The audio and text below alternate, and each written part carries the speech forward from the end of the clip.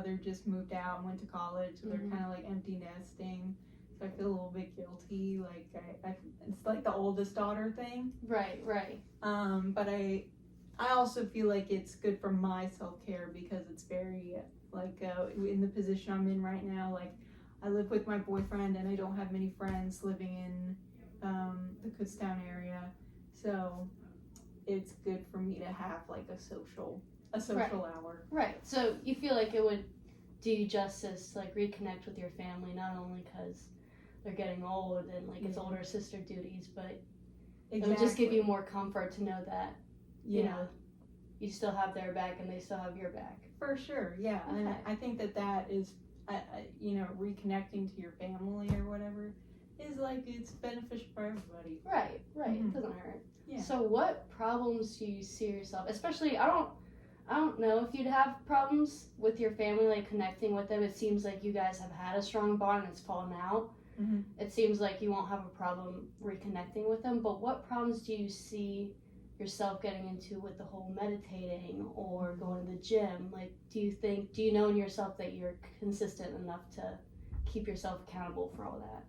Yeah, that's the big thing is I think both of those things, the other side of it is like building discipline. Mm-hmm. I think I really lack discipline.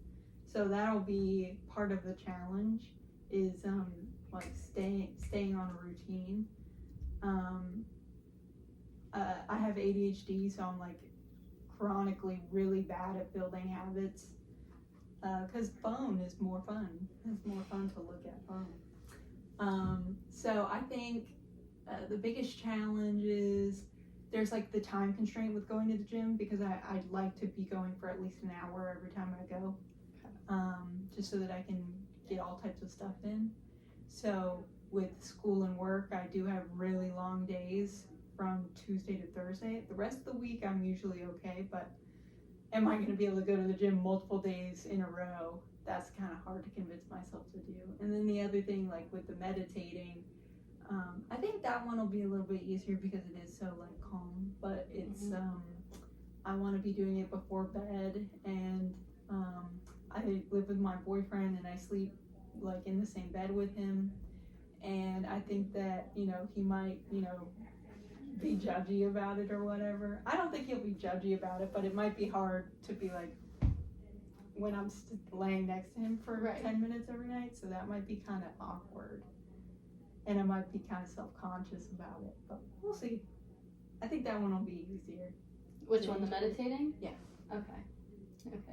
So it seems like you have a busy life. You're a grad student. Mm-hmm. You have other priorities.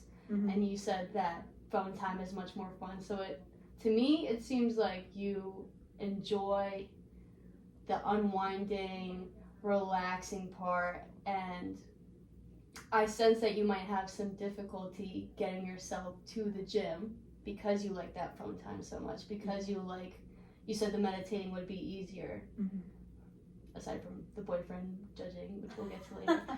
But how do you think you're going to keep yourself accountable? Do you have any incentives to keep you going to the gym? I think the thing that I've always really liked about the gym is I like having my 30 minutes on the treadmill, and I'll listen to a podcast or something like that that's very interesting. Yeah. So I think if I can, like, maybe if I find something interesting, I'll save it and be like, I can't listen to it till I go to the gym. With the meditation thing, like nightly routines, I am better at because I always set a reminder on my phone, and I don't let myself go to sleep until I've turned off the reminder, and I can't turn off the reminder. And reminders are nice because you can't get rid of them like until you've marked them. Right. They'll always show up on your phone, so that's helpful.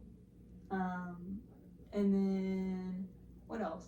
The other thing with the gym is I often put like guilt onto like, oh God, I'm such a lazy a-hole, I can't even go to the gym.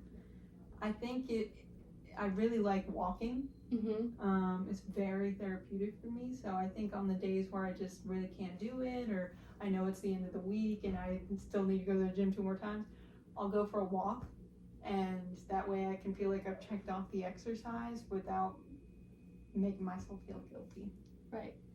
So that's the other thing I wanted to get at. Do you think that calling yourself, a lazy a-hole or guilt tripping yourself is a healthy way to get you to the gym?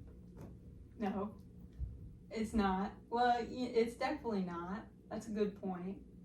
I definitely think maybe I'm too much of a perfectionist with myself.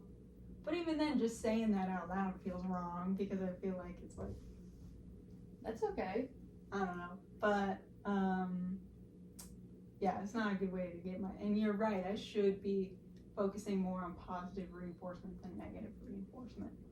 So if you acknowledge that's wrong, do you think there are ways we can work on that?